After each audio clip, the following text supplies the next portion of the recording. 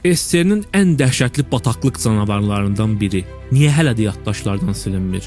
Ən ağır texnika belə bataqlıqda boğulanda, bax bu texnika oradan rahatca keçirdi. Bəs bunun gizli sirri nə idi? Siz videonu bəyənib kanalıma abunə olun, mənsə keçin bu bədheybətin hekayəsinə. Qardaş, SSR dövründə texnikalardan danışanda ən çox adətən Kamaz, Ural, Zil haqqında danışırıq. Amma o vaxt bir maşın var idi ki, hamı ona daha başqa cür hörmətlə yanaşırdı. O palçıqda, qarda, bataqlıqda və dağlardan çox rahatlıqla keçirdi. Bu əjdahanın adı isə Qaz 71 idi. 1960-cı illərin sonunda bu transporter ortaya çıxdı və Sovetlər üçün əsl xilas mənbəyi oldu.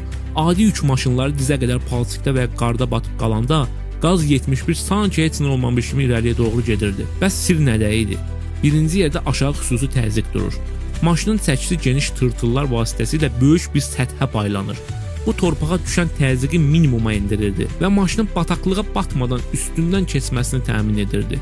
Keçicilik qabiliyyətinə görə o bəzən özündən daha ağır texnikaları belə utandırırdı.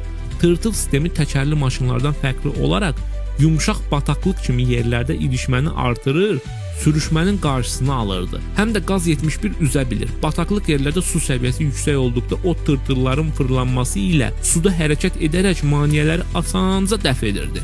Yüksək daşıma qabiliyyətinə baxmayaraq, gövdəsi yüngül materiallardan hazırlandığı üçün batma riski azalırdı. Maşının alt hissəsinin yerdən hündür olması ona palçıq və kol-çoslu ərazilərdə ilişmədən keçməyə imkan verirdi.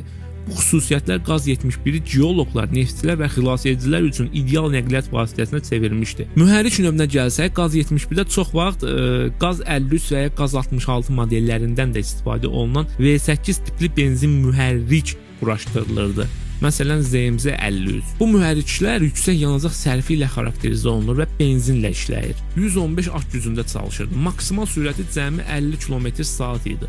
Amma yolsuzluqda bu sürət kifayət qədər çox idi.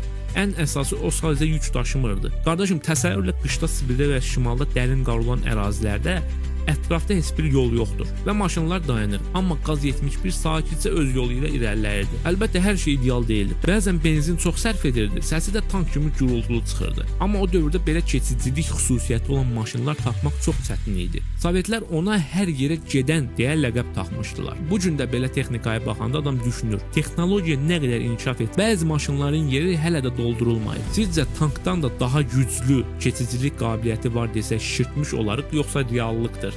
Növbəti video hansı texnikaya və maşına aid gəlsin? Şərhlərdə yazın. Və sonda sabahki videonu qaçırmamaq üçün o əsrarəngiz barmaqlarınla videonu bəyənib kanalıma abunə olmağı unutma. Sabaha qədər.